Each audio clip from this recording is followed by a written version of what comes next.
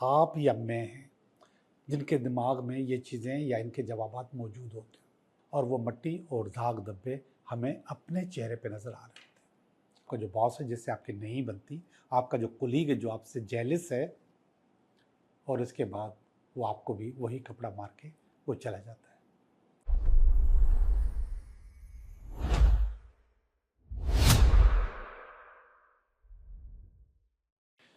Hello दोस्तों, मैं हूं Liaquat Jogi, Karachi based tarot card reader and palmist, और आप देख रहे हैं मेरा चैनल टैरो बाय जोगी।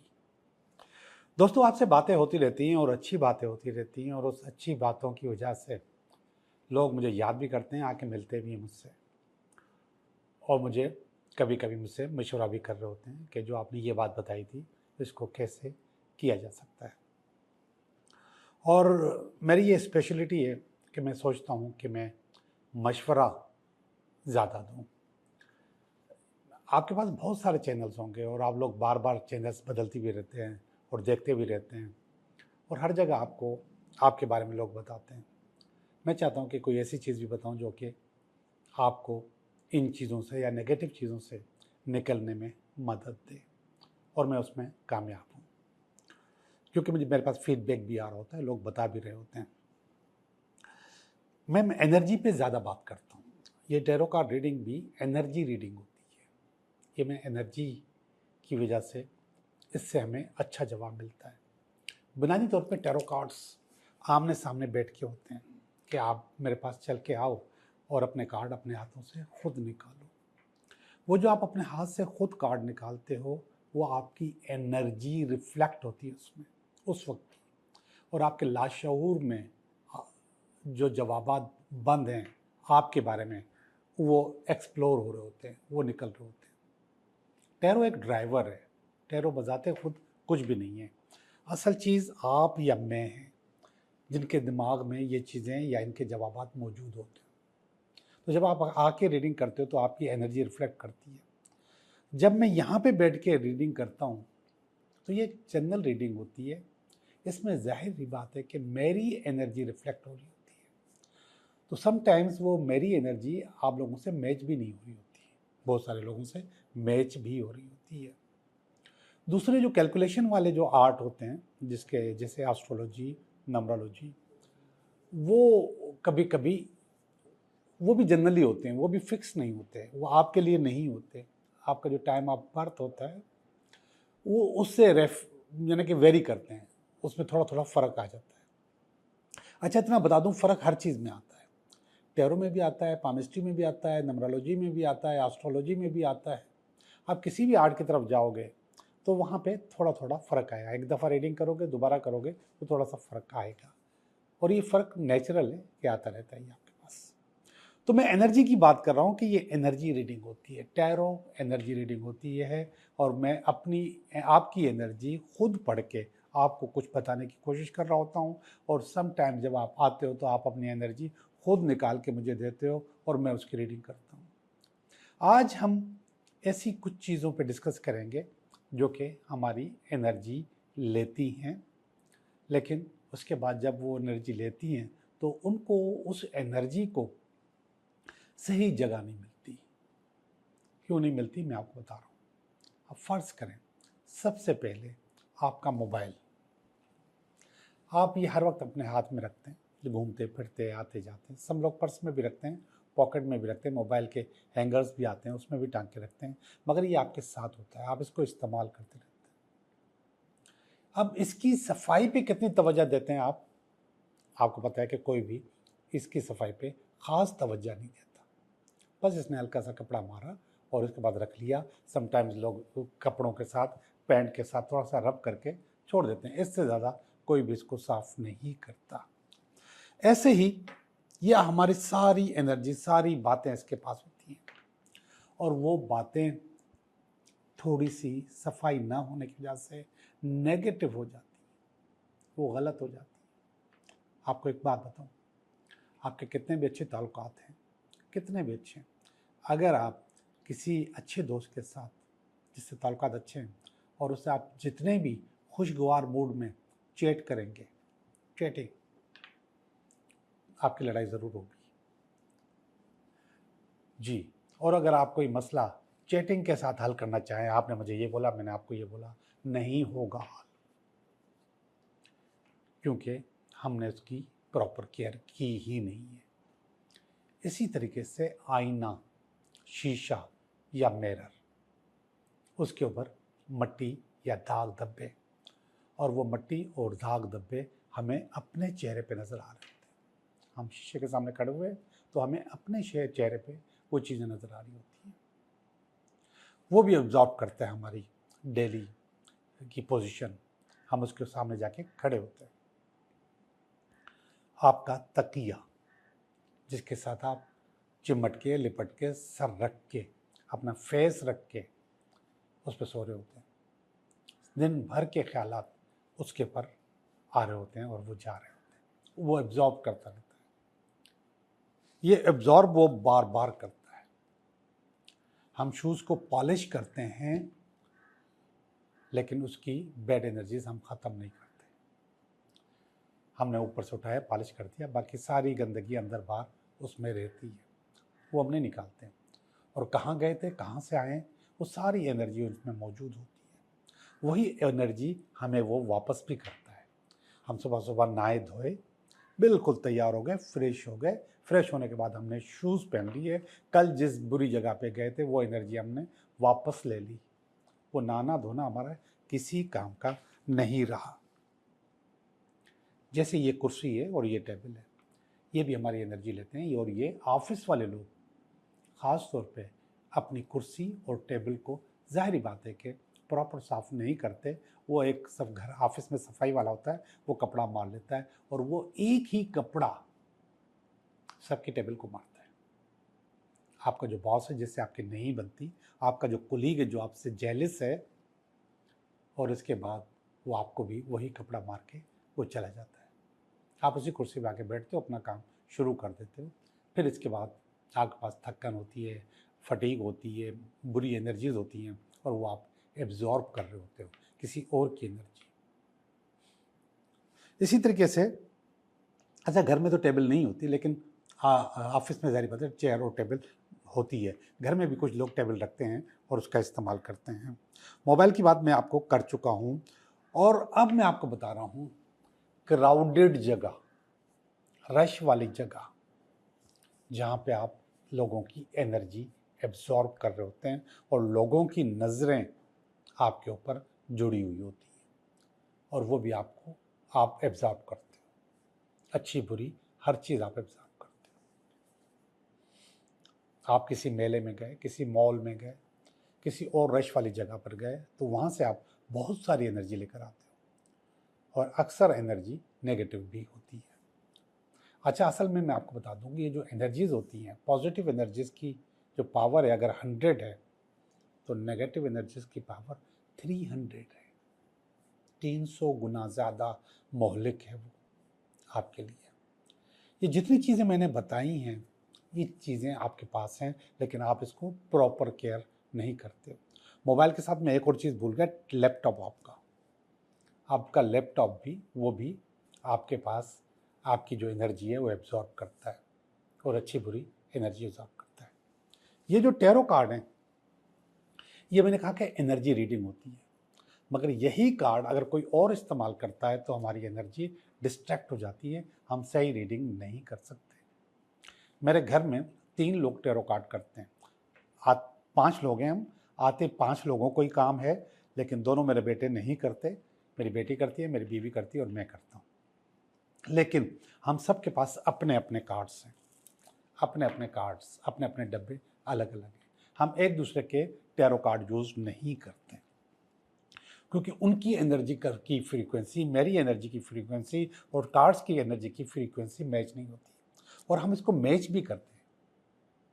इसको हम अपने साथ सुलाते भी हैं, अपने तकिए के नीचे रख के सोते भी हैं, ताकि इससे दोस्ती बनी रहे। ये उस वक्त होता है जब हम इसकी ट्रेनिंग कर रहे होते हैं, लेकिन फिर भी हमें कम से कम महीने में एक दफ़ा इसको अपने तकिए के साथ रखना चाहिए, ताकि इनकी और हमारी एनर्जी एक जैसी रहे। अब इतनी सारी बातें मैंने आपको बता तो दी हैं, लेकिन इन सब चीज़ों को की जो बैड एनर्जीज़ हैं वो निकलेंगी कैसे, वो ज़रा सुने।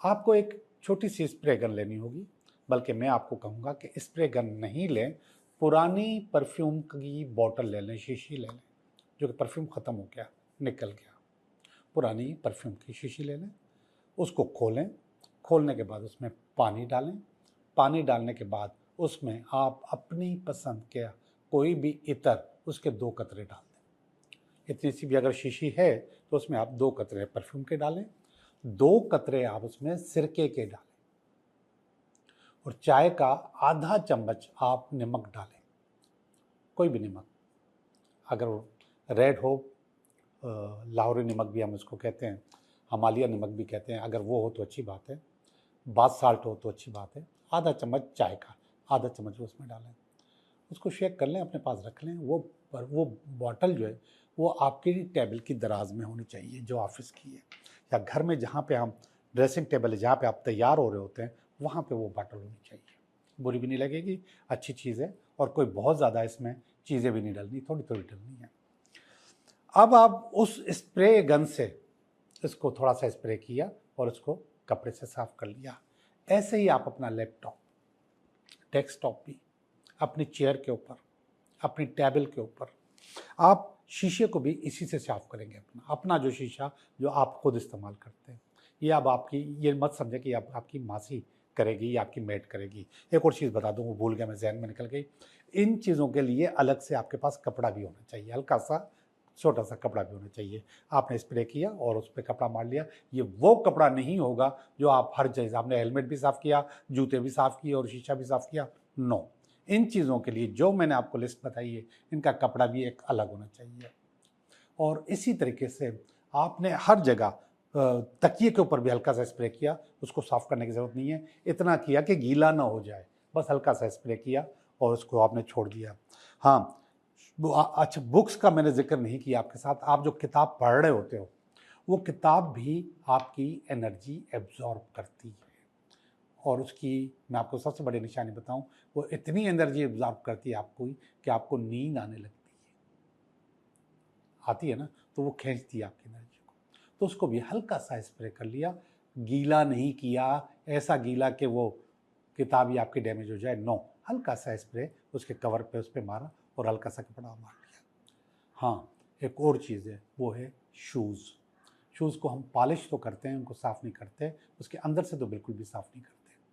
तो वही स्प्रे आप इन शूज़ को भी कर सकते हो, नीचे से भी ऊपर से भी, लेकिन इसका कपड़ा सफाई का अलग होगा। वो जो दूसरी चीज़ें साफ़ कर रहे हैं, उनका कपड़ा सबका अलग, शूज़ का बिल्कुल अलग होगा। आपने वो उससे साफ़ किया या नहीं भी किया, आप जब उतरे, जब आपने जूते उतारे, वहीं पे आप इसको स्प्रे करके छोड़ दिया, सुबह जब पहनोगे तो वैसे ही वो साफ़ हो जाएगा, और या सूख चुका होगा, हल्का सा, मामूली सा। तो मैं समझता हूँ कि अगर आपने ये सारी चीज़ें की, तो आपकी जो एनर्जी एब्जॉर्ब हो रही है, आपकी एनर्जी जो ज़ाया हो रही है, वो सही हो जाएगी। आखिरी चीज़ रह गई जो मैंने आपको बताई थी, क्राउडेड जगह। क्राउडेड जगह, आप क्राउडेड जगह से जाते हो और वापस आते हो, या वहाँ पर आप मौजूद होते हो, या फिर आपने अपने ऑफिस के कैंटीन में गए या होटल में गए, वहाँ पे खाना खाया वापस आए, किसी इवेंट पे गए वापस आए, किसी मॉल में गए और वापस आए, तो सबसे बेहतर ये है कि आप आके नहा लो, शावर ले लो, और अगर नमक के पानी से ले लो तो अच्छी बात है, वरना आसान तरीका मैं आपको बताऊं, आपने वही बोतल उठाई, अपने हाथ पे ऐसे ऐसे रब किया, ऐसे पानी को ऐसे किया, और अपने चेहरे पे हल्का सा वही पानी आपने लगा लिया, जिसमें परफ्यूम भी है, हल्का सा सिरका भी है, और थोड़ा सा नमक भी है, मगर वो भी इस तरह का नहीं कि बिल्कुल वेट हो जाए, बिल्कुल गीला हो जाए, हल्का सा लिया, हाथ को वेट किया, और आपने बिल्कुल जैसे नमाज में वज़ू में मसा करते हैं, इस तरीके से आपने वो मसा कर लिया, आप क्लियर हो गए, बैड एनर्जीज पीछे छोड़ के आ गए। मैं उम्मीद करता हूँ कि आपको अच्छी लगी होंगी बातें। अब हम चलते हैं आपकी रीडिंग की तरफ। ये हफ्ता आपके लिए कैसा रहेगा? हेलो लियो, कैसे हो आप? मैं उम्मीद करता हूँ कि आप बिल्कुल ठीक होंगे, और हम भी बिल्कुल ठीक हैं, और हम कर रहे हैं आपकी रीडिंग। ये हफ्ता आपके लिए कैसा रहेगा? ये इस हफ्ते का कार्ड पहला, ये इस हफ्ते में अगर कोई रुकावट हुई तो उसका कार्ड, ये इसकी बेस है, ये इसका पास्ट है, ये इसका प्रेजेंट है, ये इसका फ्यूचर है, नियर फ्यूचर। ये फीलिंग है आपकी अपनी या आपकी फैमिली की, ये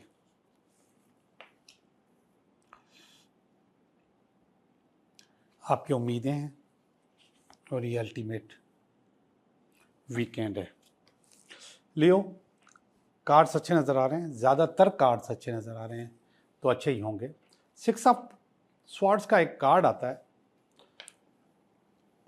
ये इसकी जो तस्वीर है, उस तस्वीर में ये नज़र आता है कश्ती है एक, उसमें आप सफ़र कर रहे हैं, अपनी मंजिल की तरफ जा रहे हैं, और उस कश्ती के अंदर 6 तलवारें लगी हुई हैं।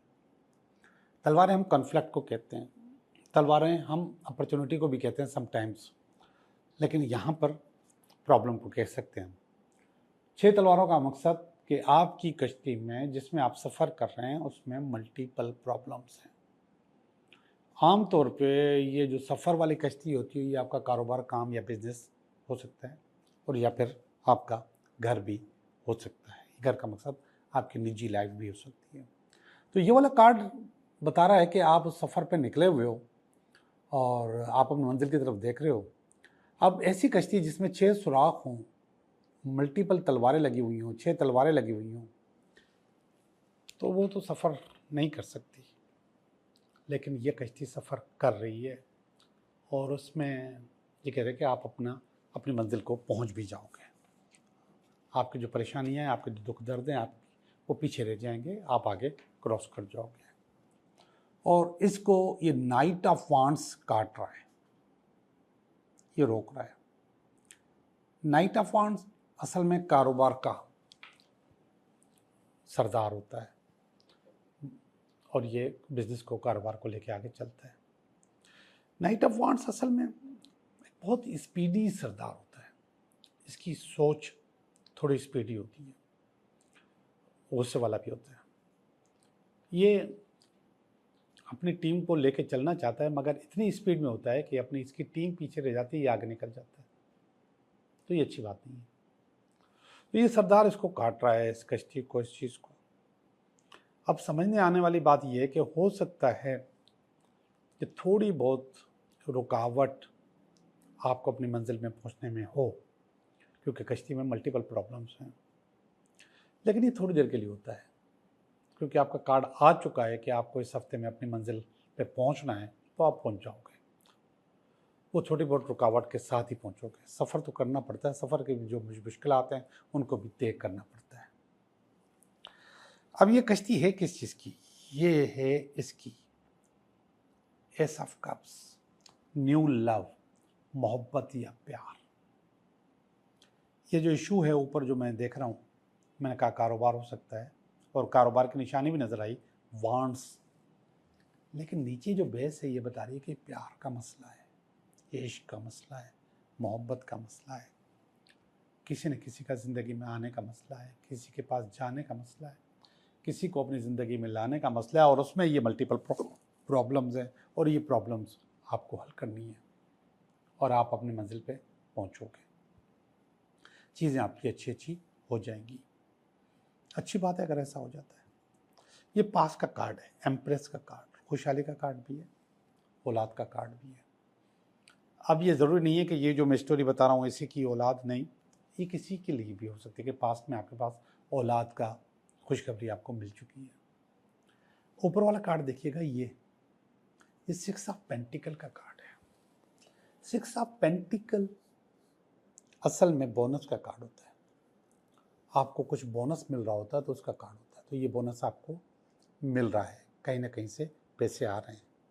ये बोनस आपकी तनख्वाह का भी हो सकता है, आपके रुके हुए पैसों का भी हो सकता है, कोई इन्वेस्टमेंट की है तो उसका क्या कहना चाहिए, प्रॉफिट भी हो सकता है। कोई ना कोई चीज़ आपके पास एक्स्ट्रा आ रही है जो कि आपकी डेली की इनकम से ज़्यादा है, उससे ज़्यादा बेहतर है। तो आपके पास कोई ना कोई चीज़ आपके पास आ रही है इस वक्त। ये नाइट ऑफ पेंटिकल है, इसकी भी अजीब कहानी है। अब ये नाइट ऑफ पेंटिकल असल में ये कारोबार के लिए होता है, और सॉरी पैसों के लिए होता है, लेकिन इसका काम बनता नहीं है, फंसा रहता ही है, लटका रहता है।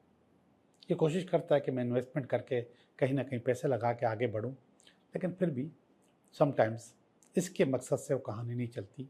खुद ब खुद चल जाए, वैसे मौका मिल जाए तो चल जाए, कभी कभी माहौल उसको साजगार नहीं मिलता। तो ये मुस्तकबिल में आपके पास आ रहा है नाइट ऑफ पेंटिकल। तो इसका मकसद है कि आपको आपका घोड़ा मिल जाएगा, लेकिन आप ये मत समझिएगा कि फ़ौरन ही आपका कारोबार चलने लग जाएगा, ऐसा नहीं है। अब हम चलते हैं आपकी फीलिंग की तरफ। जो पहली फीलिंग है वो है किंग ऑफ स्वॉर्ड। ये आपकी अपनी ज़ाती फीलिंग है। किंग ऑफ स्वॉर्ड असल में लॉजिकल आदमी होता है, बैलेंस आदमी होता है, काउंसल आदमी होता है। ये पावर आपके पास इस वक्त मौजूद है।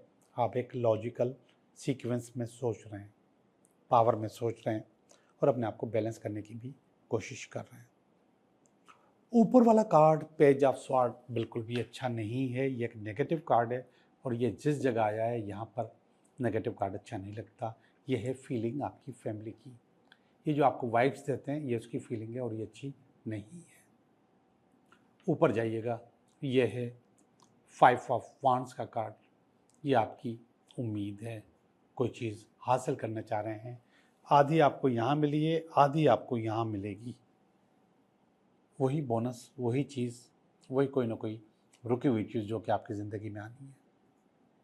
आखिरी वाला कार्ड सबसे ज़्यादा अच्छा है और वो है जस्टिस का कार्ड, इंसाफ का कार्ड। आपके साथ इंसाफ होगा। ये बड़ा न्यूट्रल किस्म का कार्ड होता है। ये ना अच्छा बताता है ना बुरा समय बताता है। ये कहता है जैसा करोगे वैसा ही भरोगे, जैसा आप करोगे वैसा ही रिजल्ट आएगा। तो ये चीज़ कह रहा है कि आपके पास रिजल्ट आपकी तवक्का के मुताबिक, यानी कि जो आप करोगे उसके मुताबिक आएगा। तवक्का नहीं, जो आप करोगे उसके मुताबिक आएगा। कार्ड अच्छे हैं सारे, बुरा कार्ड कोई नहीं है। देखो कोई बुरा, हाँ यहाँ पे बुराई आई हुई थी जो कि मैंने आपकी फैमिली के लिए कहा था कि इनके पास ये फीलिंग नहीं होनी चाहिए, तो ये फीलिंग नेगेटिव है उनके पास। ओके जी, अब हम चलते हैं आपके 3 सवालात की तरफ कि आप अब मुझे अपने 3 सवालात बताएं, मैं आपको उनके 3 जवाब बताऊं।